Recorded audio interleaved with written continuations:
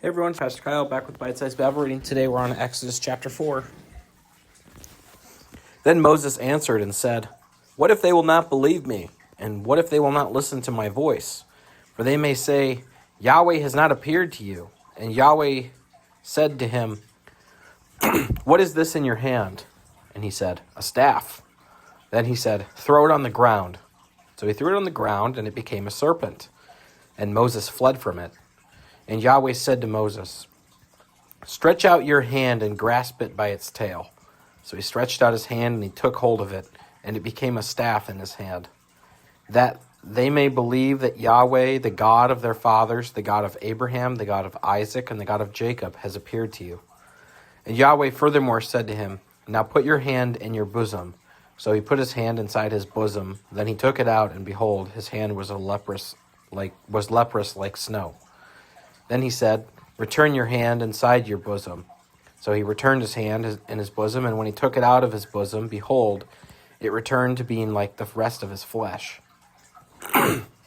And so it will be if they will not believe you or listen to the witness of the first sign. They may believe the witness of the last sign. But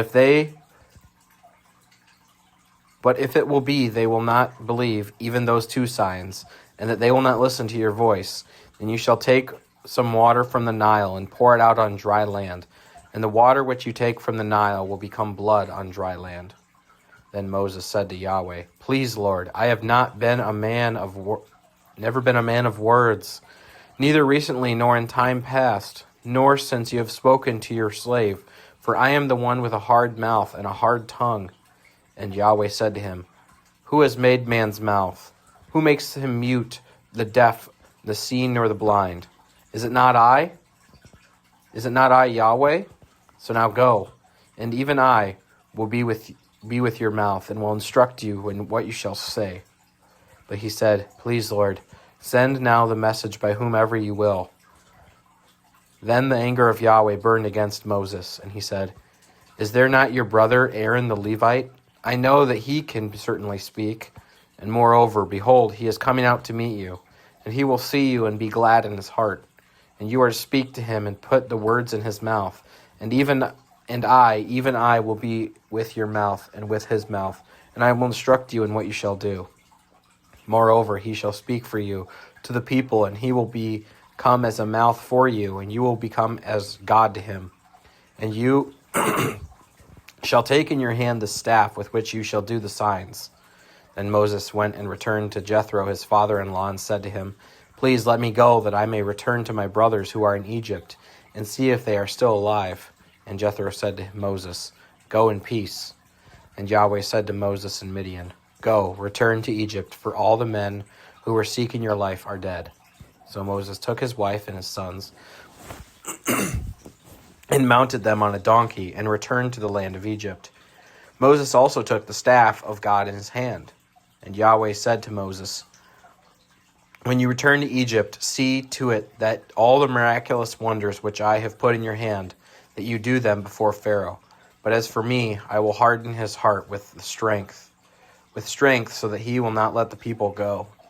Then you shall say to Pharaoh, 'Thus says Yahweh, Israel is my son, my firstborn.' So I said to you, let my son be my son firstborn. So I said to you, let my son go, that he may serve me. But you have refused to let him go. Behold, I will kill your son, your firstborn." Now it happened at the lodging place on the way that Yahweh encountered him and sought to put him to death. Then Zipporah took a flint and cut off her son's foreskin and touched his feet with it. And she said, "You are indeed a bridegroom of blood to me." So he let him alone. At the time she said, "You are a bridegroom of blood," with reference to the circumcision. Then Yahweh said to Aaron, "Go to meet Moses in the wilderness." So he met and encountered him at the mountain of God and kissed him. And Moses told Aaron all the words of Yahweh which he had sent him, and all the signs he had commanded him to do. Then Moses and Aaron went and gathered all the elders of the sons of Israel. And Aaron spoke all the words which Yahweh had spoken to Moses. He then did the signs in the sight of the people. So the people believed, and they heard that Yahweh cared about the sons of Israel, and that he had seen his affliction, so they bowed and worshipped. Okay, everyone, that's the reading for today. My summary is God sends Moses and equips him with the staff to do many signs. Thanks.